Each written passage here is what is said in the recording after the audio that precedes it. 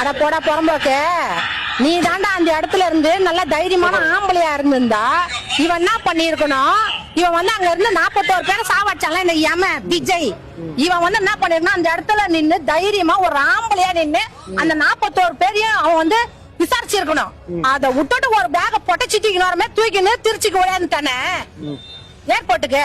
இங்க வந்துட்டு வந்து பேஸ்புக்லயும் வாட்ஸ்அப்லயும் நான் வந்து எனக்கு மன உளைச்சல் ஆயிடுச்சு அது ஆயிடுச்சுன்னு சொல்றான். அதெல்லாம் வந்து நம்புற மாதிரி இருக்கா? இவன் தைரியமா நிக்கணுமா இல்ல? நான் பொம்பளை நிப்பேன் அந்த இடத்துல.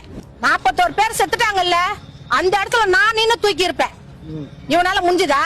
இந்த இவன் நடிக்கிறதுக்கு தான் லாக்கி. அவர் வந்து ஸ்டாலின் ஐயாவை பத்தி பேசுறாரா? இவனுக்கு மனசாட்சி இருக்கா? இவனுக்கு மனசாட்சின்னு ஒண்ணு இருந்தா அந்த இடத்துல நின்று பேசணும், தைரியமா நிக்கணும். அதை விட்டுட்டு ஓட அந்த பாக்கு இவன் வந்து ஐயா மேல ஸ்டாலின் ஐயா மேல சொல்றதுக்கு இன்னும் தகுதி இருக்குது இவனுக்கு. இதே ஸ்டாலின் ஐயாவை ஒரு நேரத்தை தூக்கி வச்சு நான் பேசணும் தானே இந்த இது ஷார்ட் பீரியட்ல எவ்வளவுதான் அவருக்கு ஆத்திரம் வருதுன்னு ஒன்றும் புரியல. தேவையில்லாத எந்த மக்களுக்கு என்ன செஞ்சிருக்காரு இது வரலையும்?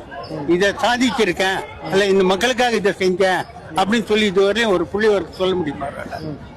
50 பணம் இது வரலையும் விழுந்துருக்குது. யாரு இதை பொறுப்பேற்றுக்க போறா சொல்லுங்க? என்ன நியாயம் இது? அபாண்டமா நீ தானே அபாண்டமா வந்து அங்கிள் அப்படின்றிய? யார் அபாண்டமா சொல்றது? அபாண்டமா நீ தான் சொல்ற. கரூர் விஷயத்துல கூட அவர் மன்னிப்பு கேட்டிருந்தாருன்னா தட் இஸ் டீசென்ட். அவர் அந்த இடத்துலயும் ஆப்போனன்ட் பார்ட்டியை டார்கெட் பண்றாரு. அவர் அப்ப சொன்னது கூட நீங்க அந்த எல்லாருமே பாத்துருப்போம். அவர் சொன்னது என்ன, இதுக்கு வந்து அந்த கட்சிக்காரங்க தான் அப்படின்ற மாதிரி. சோ அது எதுக்கு சொல்றேன்னா, உன்னோட கருத்து மட்டும் நம்ம பேசிட்டு போயிடணும்.